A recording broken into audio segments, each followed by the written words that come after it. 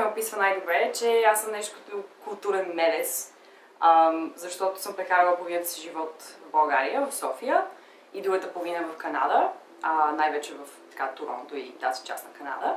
И това до голяма степен те дефинира по един или друг начин. В смисъл, при мен това се изразява в това, че да кажем, има някои спомени, които в Канада никой друг ли няма, защото те не са играли на кър. И има други спомени, които никой тук не може съвсем да разбере, нали, защо говоря за нещо, което съм правила, да кажем, в университета или дори в гимназията.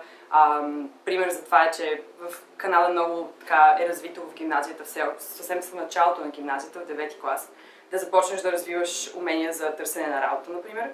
И са писали CV-те, резюмета в 9-ти клас, което е интересно, защото няма какво да напишеш на това резюме. И всичките са доста забавни като цяло. Така че да, някакси микса от двете места е нещо, което според мен доста сериозно ме дефинира. Може би дори да се бори с това понякога, просто то винаги ще бъде част от човек, който съм. В Канада учих международни отношения и European Studies в бакалавърската си степен и след това завърших магистър по Public Policies и двете ги завърших в един университет, University of Toronto. Като цяло в Канада това, което най-много ми е харесало е, че наистина има много фокус върху това да учиш с различни дисциплини по проектно учене. Тоест, работиш върху различни проекти, работиш с различни хора. И идеята е, че не е толкова фокуса върху научаването на даден обем материал, дадени така назубрени знания, а по-скоро върху развитието на ключови умения, които ще са ти полезни независимо кой предмет си подхванал.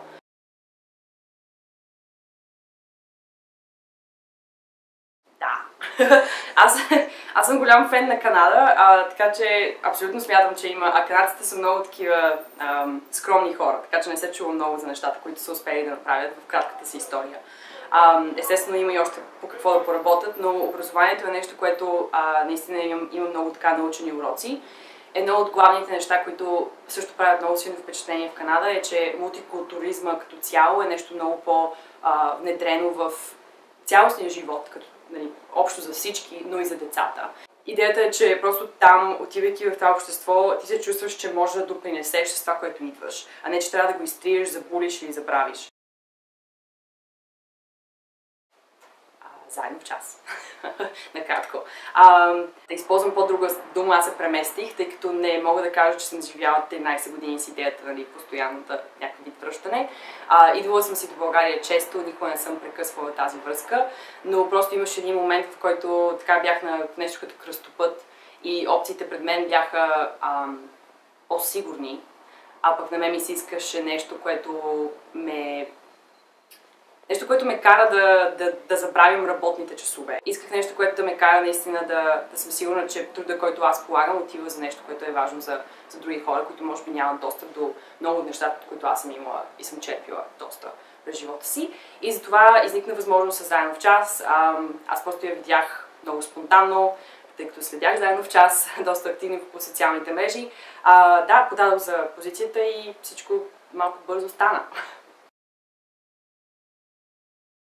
Заедно в час за мен е много неща, освен едно прекрасно място, където работя с наистина изключително мотивиращи, интелигентни, можещи, прекрасни хора. Успявам да се докосвам до още повече такива в цялостната общност. Тук става въпрос за над 165 учителя, над 100, почти 120 вече завършили програмата, всичките деца, до които всичкото това е достигнало, но главното нещо, което според мен Заедно в час в моята мисъл, е наистина една организация, която вярва в потенциал на всяко едно дете и вярва, че това, което се случва в България, т.е. да имаш късмет в България, означава адски много за твоя живот, за развитието на едно дете, това къде си роден, колко могат да ти помогнат родителите ти, каква е финансовата ситуация на семейството ти. Фактори, които в една добре работеща образователна система не би трябвало да предопределят бъдещето на едно дете, как то ще се развие, какво ще реши да учи, какво ще реши да работи. Другото важно за Заедно в час е, че ние сме организация, аз изброих няколко цифри, разрастваме се, но определено не може да направим цялата тази промяна в образователната система сами. Така че това, което е много важно за Заедно в час е, че ние сме общност и ние се стараем да растем все повече и повече. И в тази общност включвам всеки един човек, който по някакъв начин е повярвал в това, което Заедно в час прави. Подкрепил ни е било то с да споделиш поста за това, че търсим човек за пример, или за това, че търсим дадени дарения за дадена кампания, или просто си споделил с приятел, че това нещо се случва, защото реално по този начин може да достигнем до все повече самишленици. И всъщност този така по-голям и по-голям кръг включва и естествено нашите огромни партньори, като в частния сектор, така и в публичния, които застават зад нас и вярват, че заедно ние можем да постигнем нещо. Нали? Не всеки да си прави отделните инициативи, а да работим целенасочено заедно. Така че за мен Заедно в час е комбинация от една прекрасна кауза и една огромна група хора, която работи за да я постигне.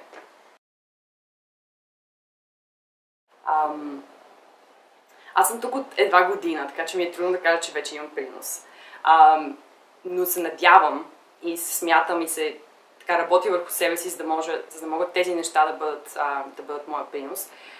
Че това, което съм така научила от Канада е наистина една много силно изразено уважение към другия, било то човек, който е коренно различен от теб. Живота в Канада, особено отивайки като емигрантско семейство, ти създава така доста възможности, в които да развиваш своят дух да продължиш в трудните моменти, но не само това, виждаш и колко много други хора застават за теб. В смисъл не се чувстваш сам. И това е много ключово за една общност, в която отиваш, без да имаш някакви така солидни връзки. И всъщност това е нещо, което бих искала и се надявам да успея да допринеса в България, е развитието на именно тези нагласи, защото виждам как могат много позитивно да рефлектират в цялостното общество. Към Лидерска академия Global просто огромните ми адмирации за това, което вие постигате и правите. Просто е наистина настръхвам. Прекрасни сте, продължавайте напред. Мисля, че това е абсолютно необходимо, както в България, така и по света. Една от другите теми, които за мен са много важни, е именно равенството между половете, равенството между хората с различни ориентации и като цяло просто равенството. И всъщност това, което според мен е изключително важно, е наистина да се развиват лидерските умения, както в момичета, така и в момчета, с идеята, че когато животът ти е дал достъп до неща, които са те накарали са те изтласкали по някакъв начин, ти трябва да живееш с отговорността, че трябва да предоставиш тази възможност на някой друг, нали, pass it forward. Идеята е наистина да продължаваш да мислиш как това, което ти си успял да постигнеш или да постигнете заедно в дадена група, може да се репликира и да стигне до мащабност, за да помогне на все повече хора. И всъщност мисля, че това, което Glow много успешно прави, е наистина един прекрасен пример, е създаването на тази общност, и този snowball ефект, който все повече и повече хора разбират за това нещо, подкрепяте се, създавате го с изключително много доброволчески труд, което е прекрасно нещо и е също нещо, което в Канада е много застъпено и е супер. Посланието ни към момичетата би било просто да вярват в себе си, и това включва всичко. В смисъл да вярваш, че можеш да успееш, да вярваш, че няма да успееш някои неща и че ще се научиш от тях. Да вярваш, че имаш правото да се чувстваш по даден начин и че никой не може да ти каже, че не можеш да се чувстваш така.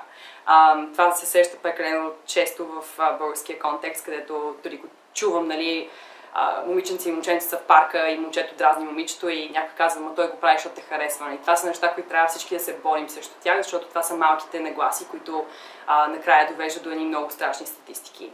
Така че за момичетата наистина просто много вяра и много така силно чувство на отговорност, че когато ти си постигнала нещо, се замисли кои са били стъпките, за да ти помогнат и нали, pay it back на хората, които са били до теб и на други, които може би не са, но смяташ, че можеш да преобърнеш техните нагласи.